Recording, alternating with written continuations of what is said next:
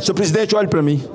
Eu não vou falar isso para Alexandre de Moraes, porque esse demônio não tem empatia. Esse demônio não tem alma. Esse demônio não tem qualquer tipo de sentimento. Ele é um senador da República e a mãe dele está morrendo do jeito que a minha morreu. Quem não tem simpatia, empatia, sentimento, pelo amor de Deus, presidente, pelo amor de Deus, faça alguma coisa pelo Senado. Não é favor a ele, não é favor. Ele é senador da República e tem uma mãe morrendo de câncer.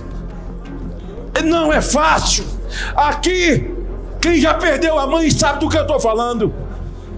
Ora, se não quer olhar a Constituição, veja a condição humana, psicológica e emocional.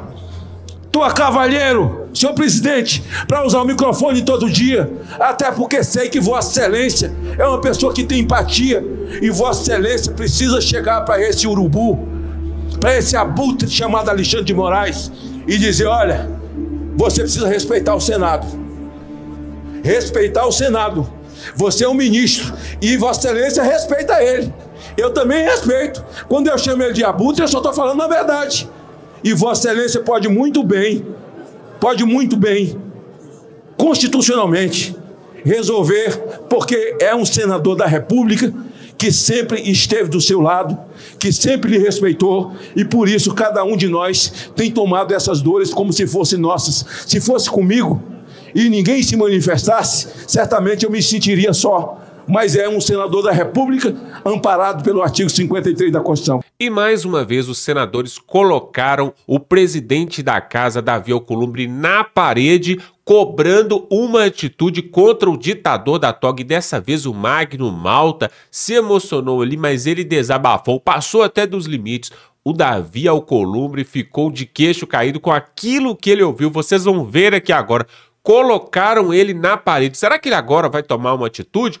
Ou será que ele vai ainda continuar frio, gelado, obedecendo às ordens do ditador? Veja agora o que aconteceu ali no Senado Federal. O clima está muito tenso em Brasília, pessoal. E nós vamos trazer aqui outras novidades, porque eles estão querendo prender o pastor Silas Malafaia, assim como fizeram com Jair Bolsonaro. Preste atenção nessa matéria que temos para trazer agora. Dá um like nesse vídeo. Veja só isso aí e voltamos em seguida. A mãe do senador Marcos Duval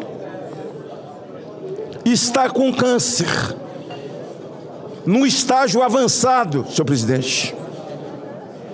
E ela é dependente dele no plano de saúde do Senado. Senhor presidente, olhe para mim.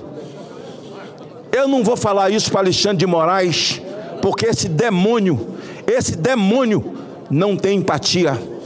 Esse demônio não tem alma. Esse demônio não tem qualquer tipo de sentimento. Se nós esquecermos o caso da mãe do Marcos Duval, esquecer o salário a que ele tem direito constitucionalmente, as verbas de gabinete, isso tudo fica fútil, fica fugaz.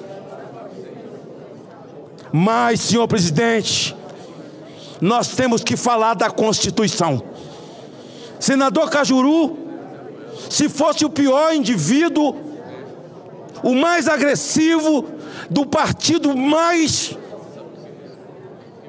duro contra aquilo que penso, PCdoB, PSOL, seja o que for. A Constituição diz que quando um homem é diplomado, após um pleito eleitoral, e ele então assume e jura a Constituição, ele é protegido por ela. Presidente, olhe para mim. No seu discurso, no seu grande discurso de estadista ali, Vossa Excelência falou em garantir direitos 5 vezes. Aí eu pergunto a Vossa Excelência que é uma pessoa empática, isso ninguém pode negar, podem falar tudo, menos que Vossa Excelência não é uma pessoa empática. Vossa Excelência é pegajoso, não dá para nem ficar perto de Vossa Excelência. Vossa Excelência é uma pessoa alegre, Uma pessoa alegre, que passa alegria. Olha, Vossa Excelência não é do meu espectro político, mas todo mundo aqui concorda comigo que Vossa Excelência é essa pessoa. Essa pessoa que tem simpatia, que tem alegria, que cumprimenta todo mundo igual, seja adversário ou não, votando em Vossa Excelência ou não. E eu tenho autoridade, porque eu não votei em Vossa Excelência e não sou amigo de Marcos Duval. Ele votou em Vossa Excelência, acreditando em Vossa Excelência, nas garantias constitucionais. Mas ele é um senador da República e a mãe dele está morrendo do jeito que a minha morreu. Mais uma vez, eu quero apelar ao senhor.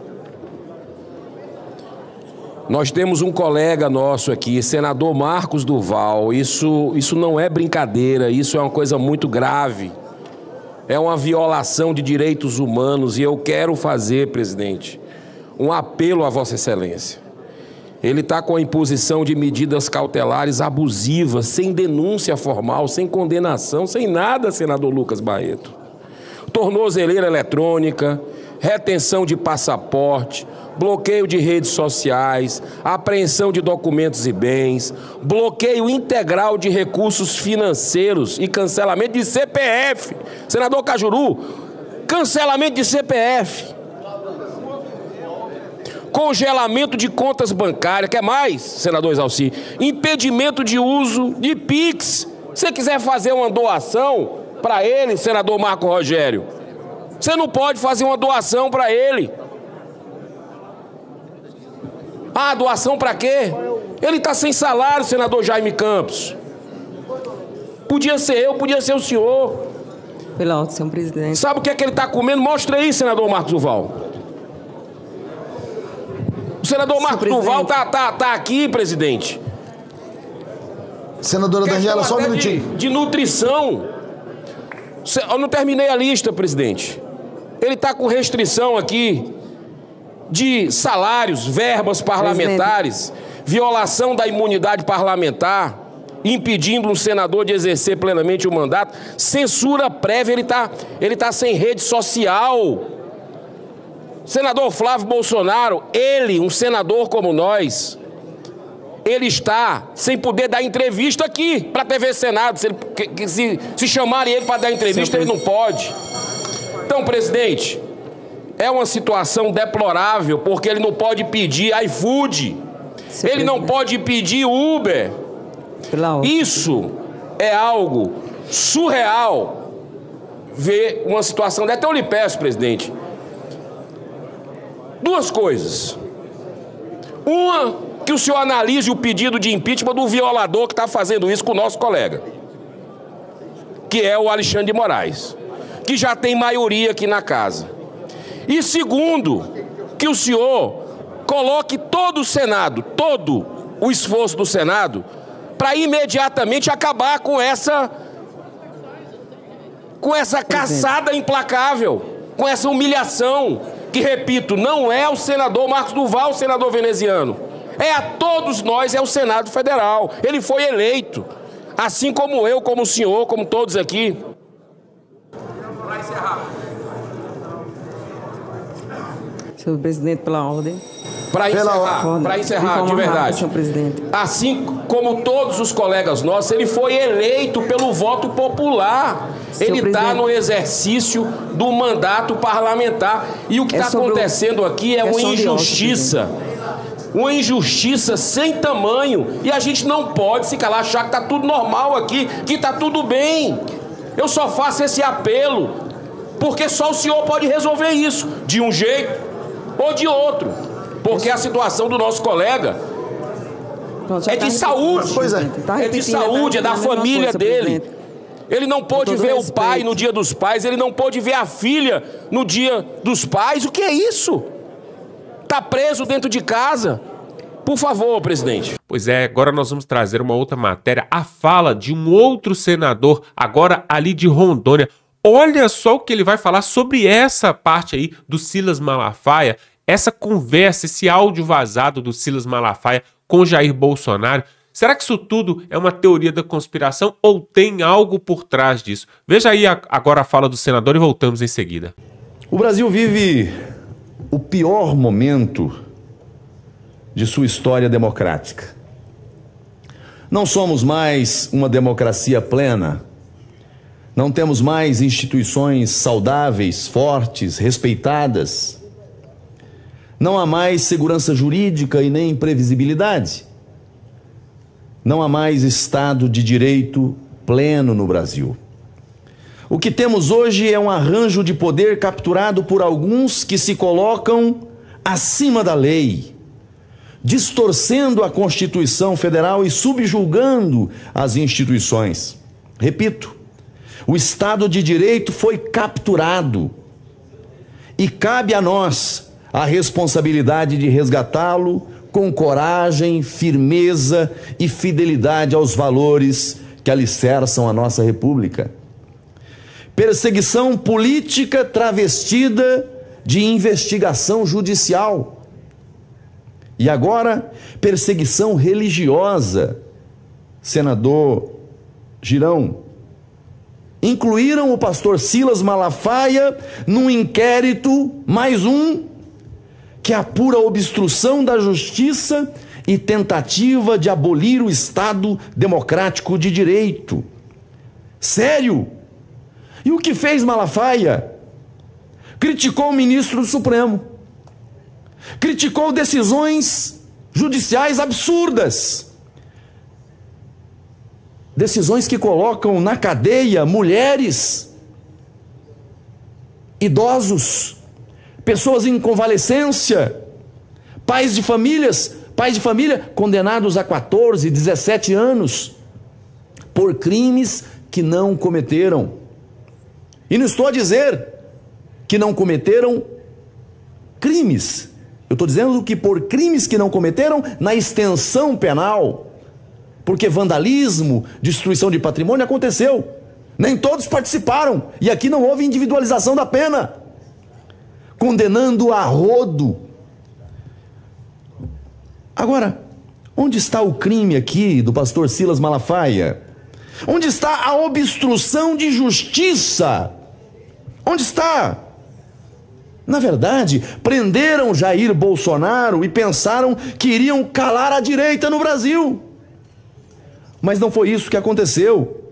O Brasil ficou mais verde e amarelo ainda. E foi às ruas continuar o grito por liberdade e por democracia. E no dia 7 de setembro, senador Amin, estaremos nas ruas novamente pelo Brasil, pelos brasileiros e pela democracia. Porque não há democracia sem liberdade. Não há democracia sem liberdade. A tentativa de abolir o Estado democrático de direito está no que faz hoje a nossa Suprema Corte. Está destruindo a democracia ao argumento de que está a salvá-la. A democracia não pode ser salva dela mesma. A democracia não pode ser capturada por alguém para dizer que está a salvando. Quem assim o faz perverte os valores democráticos, atrofiam os valores de liberdade, igualdade e fraternidade.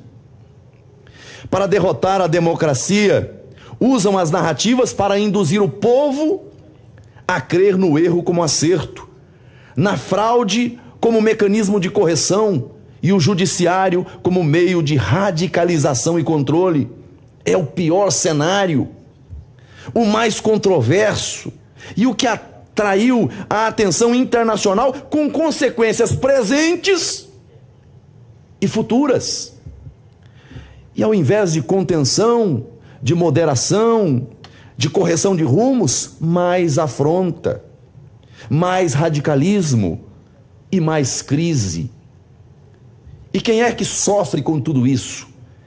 E quem é que paga o preço mais alto por tudo isso? Justamente o povo mais pobre do Brasil.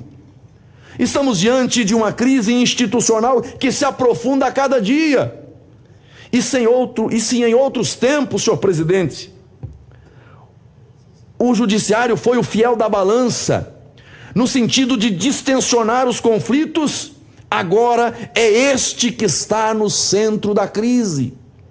O Supremo Tribunal Federal, corte que pela Constituição deveria ser a guardiã da lei e do equilíbrio entre os poderes, lamentavelmente tem assumido contornos de um tribunal de exceção, afastando-se dos limites que lhes foram impostos, conferidos pelo Estado democrático de direito.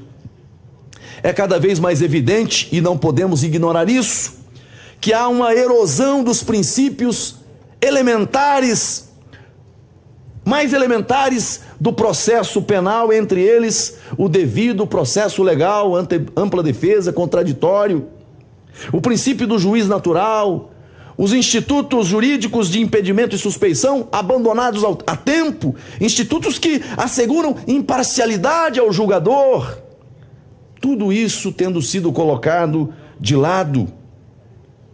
O devido processo legal não é um adorno constitucional, é a espinha dorsal do sistema de justiça. É ele que assegura a cada cidadão, gostemos ou não de suas opiniões ou atitudes, o direito de ser julgado por um juiz imparcial, com observância das regras processuais, com o devido respeito à ampla defesa e o contraditório. Não é isso que vemos. Não é isso que vemos. E o mundo está a observar. O que estamos assistindo no Supremo, no entanto, é a concentração de poderes que deveria nos alarmar a todos. Um ministro instaura o inquérito e o mesmo investiga, e o mesmo denuncia, e o mesmo julga, e o mesmo prende, e o mesmo se diz também vítima. Tudo no mesmo processo, tudo sob a mesma toga. Onde está o juiz natural? Onde está? Onde está a separação entre acusação e julgamento? Onde está a imparcialidade? A persecução penal, no formato legal, perdeu o sentido? Não tem mais os parâmetros legais a orientar o passo a passo? O devido processo agora se dá no âmbito de grupos de WhatsApp? Não mais nos autos do processo? Senhores senadores, a Constituição Federal é clara. Ninguém será processado nem sentenciado senão pela autoridade competente. Isso é o que chamamos de princípio do juiz natural. Mas o que vemos é a supressão dessa garantia com a centralização de feitos em gabinetes previamente escolhidos e a exceção virando regra. E não para por aí. E não para por aí. Processos são abertos de ofício, sem provocação do Ministério Público, o verdadeiro titular da ação penal pública. O Ministério Público Federal está apequenado, fragilizado, enfraquecido. Pessoas são investigadas e punidas sem sequer saber do que estão sendo acusadas. Em ritos de exceção, em que o contraditório é ignorado e a defesa é tolerada. E a defesa é tolerada como mera formalidade. A supressão de instância, senhor presidente, tornou-se regra. Cidadãos são condenados diretamente pelo Supremo sem possibilidade de recurso a tribunais superiores, sem revisão por órgão colegiado imparcial, em nome de uma suposta urgência, de uma suposta ameaça à democracia. Estão violando garantias democráticas, garantias constitucionais. E a ironia é cruel. Para defender a democracia, suspendem-se seus próprios fundamentos. Para salvar a democracia, não se importam em acabar com ela. E as penas, e me permita, senhor presidente, concluir o raciocínio, é um discurso que faço diante da gravidade do que nós estamos vivendo no Brasil hoje. E as penas, o que dizer das penas que estão sendo aplicadas a esses brasileiros? As penas são de uma desproporcionalidade escandalosa, senador Amin. Cidadãos sem antecedentes, por atos simbólicos ou discursos, ou por atirar pedra na vidraça, são condenados a décadas de prisão. Vou ouvir Vossa Excelência, vou só concluir o raciocínio. Mais do que os maiores traficantes, veja, mais do que homicidas, mais do que corruptos que saqueiam os cofres públicos, penas absurdas. Essa seletividade, essa desproporção não tem respaldo no ordenamento jurídico brasileiro. São punições exemplares, não conforme o direito, mas conforme a conveniência política do momento. O desrespeito aos institutos do impedimento e suspeição é um capítulo à parte nessa crise. Juízes que têm relação direta com os fatos, com as partes, com o objeto da causa, ou que já se manifestaram publicamente, verbalizando, vocalizando, antecipando sentenças, não se importam de voltar e dar sentenças duríssimas. E a gente está assistindo isso a todo tempo e naturalizando, normalizando aquilo que não é normal, aquilo que não é natural. E não pode ser. Eu concluo, senhor presidente. Eu queria dispor de tempo para poder discorrer sobre todos os elementos, sobre todas as violações, sobre todas as agressões. Eu vou voltar a esse discurso, eu vou voltar a esse tema, mas eu não vou hoje aprofundar em razão do tempo. Mas observem quem está julgando e quem mandou prender o ex-Bolsonaro. Só para ficar por aqui. Só para ficar por aqui. Um diz que é vítima de aliados daquele que foi o presidente, que havia um plano de morte. O outro foi o advogado do maior adversário político do presidente da República. Foi advogado dele.